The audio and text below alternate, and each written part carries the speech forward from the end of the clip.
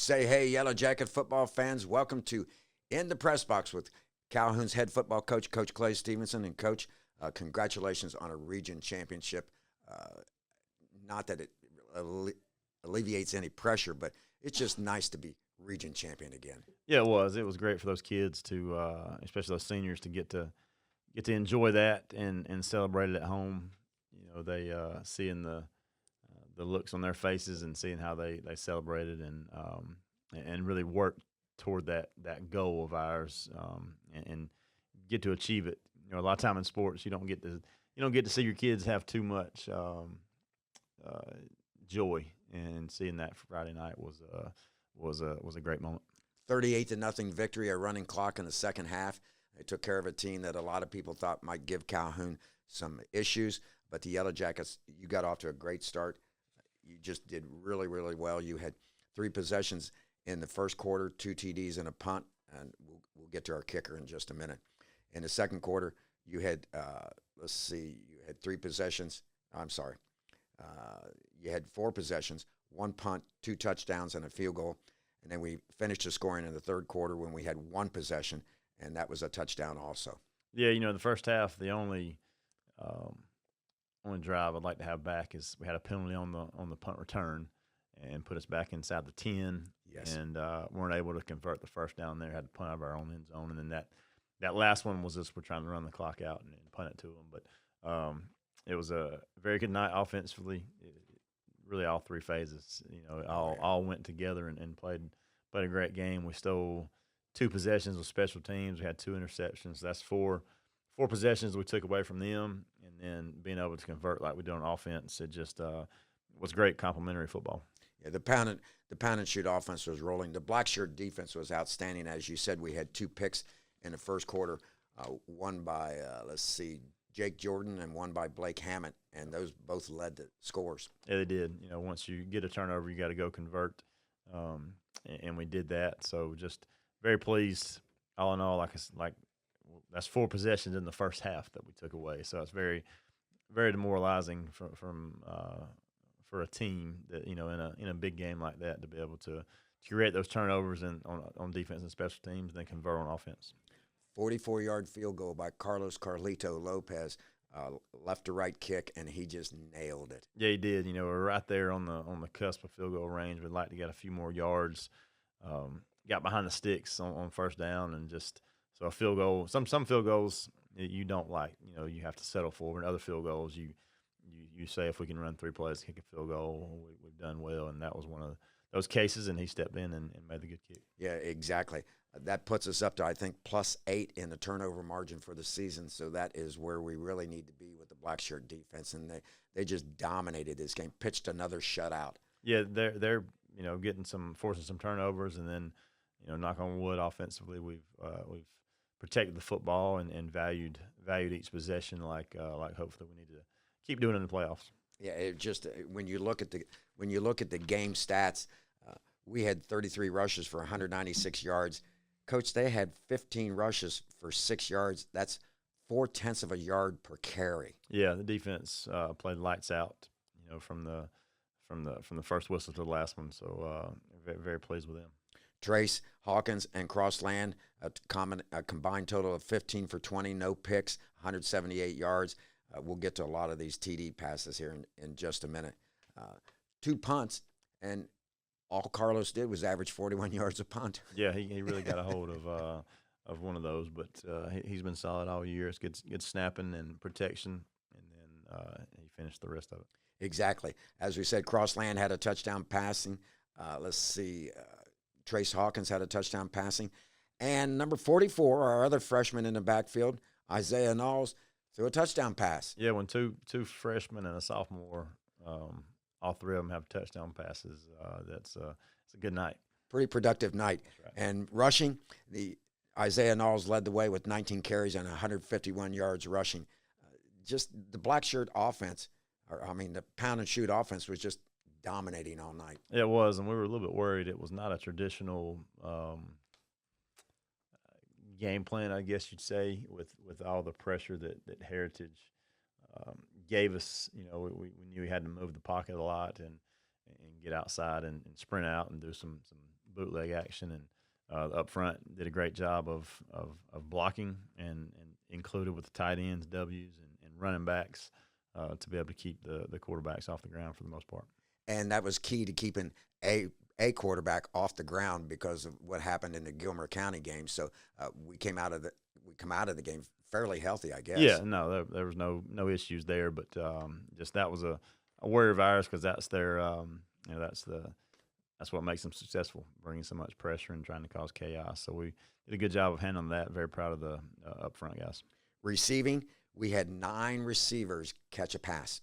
Yeah, that's maybe 2 or 3 games this year we've had 8 or 9 catch a ball. So that keeps everybody happy, and that's a testament to the front blocking and the quarterbacks getting on the ball. And Justin Beasley finally got his 4-pack of touchdown receptions. Yeah, he did. He was he was on fire the other night. He did a good job after the catch. He did a good job setting his routes up and running the routes. So hopefully we can keep that up. I just remember the one pass he caught. We're moving south to north. We're going towards Uthkaloga Street, and he caught that crossing pattern or hook pattern, whatever it was, on the left-hand side, and he took off running. And he was at 22, 23-yard line. I said, folks, he's going to score. I'm shouting into the mic. And did a great job and finished that one out with a spin move for the touchdown. And then, like I said, his route running was great as well.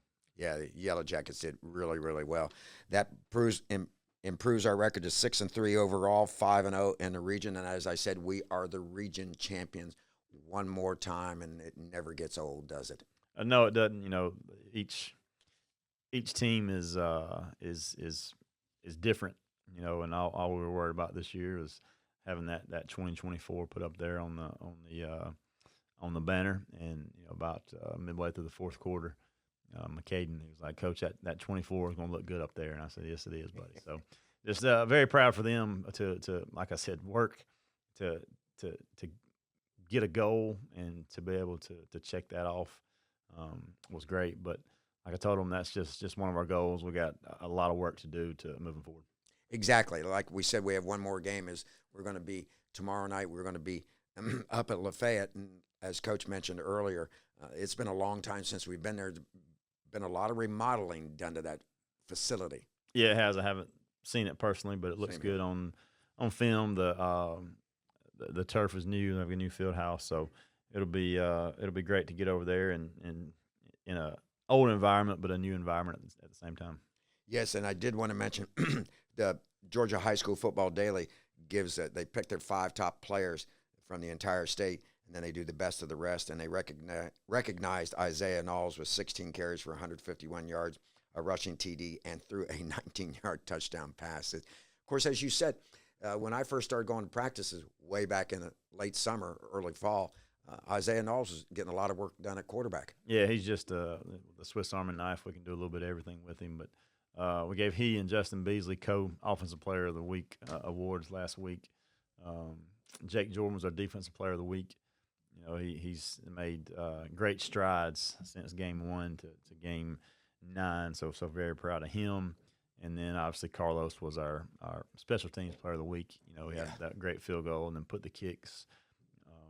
Anytime you can recover two kicks, that means the kicker's doing a great job of putting it where you need to put it. So he's been very solid for us. Yeah, the coach was talking about the sky kickoffs, and I forgot to mention that. They were just phenomenal. We recovered too.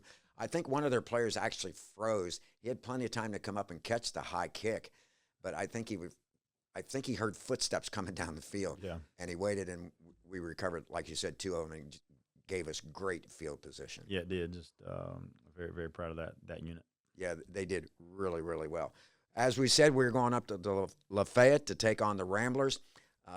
Team is really struggling. This is a first-year assignment for their head coach, and as I think you mentioned to me one other time, that sometimes it just takes a while to implement a new program, and they're struggling right now. But that area has always been known for having some good athletes. I think it's just a matter of time before he gets the program turned around. Yeah, they've got a couple, and they do some really good things offensively and defensively, but they're just they've lost a few close games, and that just kind of starts piling up as the year goes. But I've talked to our guys all week that, and this is really the theme for every week. Doesn't matter who you play, you got to make sure that you're practicing to a standard and going out and executing to that, and regardless of who's on the other side. So hopefully we're able to do that tomorrow. And watching some of the film on this team, I'm impressed by this number 4, 6'3", 190 pounds. I don't know if he says, I think he says Collis. It's Khhalas Finley, but he seems to be a really good athlete. He's a good player. He's been playing some quarterback and some running back, and he's their free safety.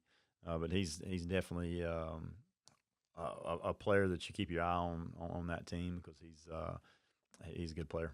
You look at this roster; they have 8 seniors, only 8 seniors on the team, 16 juniors. Then they have 25 sophomores and 15 freshmen, and they've got 10 offensive linemen in those 25 sophomores and 4 offensive linemen in those 15 freshmen. So obviously he's recruiting halls and trying to get some kids out there, and I'm sure with his strength program they're going to improve. Yeah, they got a lot of young guys that are playing. They got a really good wrestling program, so they got some tough, hard-nosed guys up front and linebacker type. So like I said, just ready to get over there and get in a new environment and go out and play our style of football and take care of business.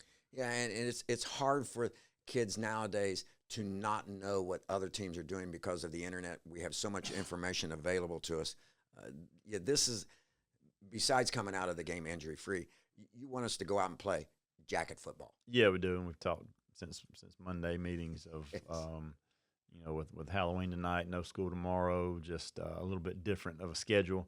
We got to make sure that we're focused and go out and just execute. If we go execute, we obviously should be fine. But the key is to be locked in mentally and go out and just perform like we know that they can do. So, like I said, nothing.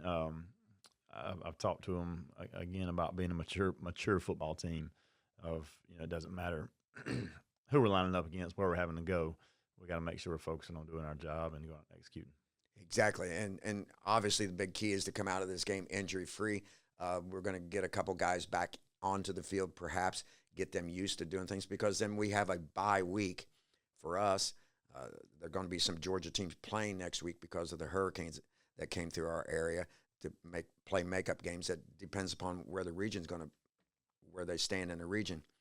And then we have our first playoff game. The interesting, frustrating thing, I think, is a better word than interesting, is for you all to game plan on who you're going to play. You can't start game planning during the bye week. You have to wait until next week's games are settled. Yeah, I'm interested to see how that's going to work out because teams across the state aren't entering their scores in a timely manner. And if they don't, the way it works is with the power rankings, pretty much everybody in the state's intertwined. So if one score is missing, it can't spit out the results, or if one score is wrong. So with that said, there's a lot of teams that play tomorrow night. Some of them are playing actually tonight, and then again on Tuesday, and then again on Saturday. So some of them have 3 games in about a 10 or 11-day stretch. Getting all those scores from Saturday night's games turned around into the power ranking formula and spit out to us coaches. I'm just interested to see how it's going to be. It could be it could be a little bit chaotic trying to get everything ready and get everything done, because normally you know who you're playing Friday night's games, and now we may not know until Sunday morning, maybe Sunday afternoon. So we'll kind of see how the next couple of weeks play out, but hopefully we can get all that entered into the GHSA site, and so the whole state can, or 3A down at least, can know who we're playing. Yeah, it's because you like to start your Sunday planning sessions Saturday. We'd like to start Saturday, but it won't be able to happen this year. Normally with when you're matching up against a region, it's either going to be one or two teams, depending on who wins that last game. Right. So you can at least kind of start. We would rather prepare for 2 on a Saturday and then see who wins. But now we're just kind of be in the dark until we get those power rankings sent out and the bracket be filled out. Well, enough about looking too far into the future. We just want to look into tomorrow night's game and the Yellow Jackets come out. Folks, put on your black and gold, truck on up to Lafayette and take a look at the new facility and watch your region champion Yellow Jackets take care of business. Coach, I'm going to let you get back to your duties. I appreciate that. We appreciate, we thank you for listening in to In the Locker Room with Coach, in the press box with Coach Clay Stevenson. For some reason, I'm having trouble with that this second week in a row. But anyway, we really appreciate you tuning in. We'll see you tomorrow night at the game. We'll be talking to you on 10:30 a.m. as well as the Fox 103.5 FM, also streaming on CalhounTDClub.com. You've been listening to In the Press Box with Coach Clay Stevenson.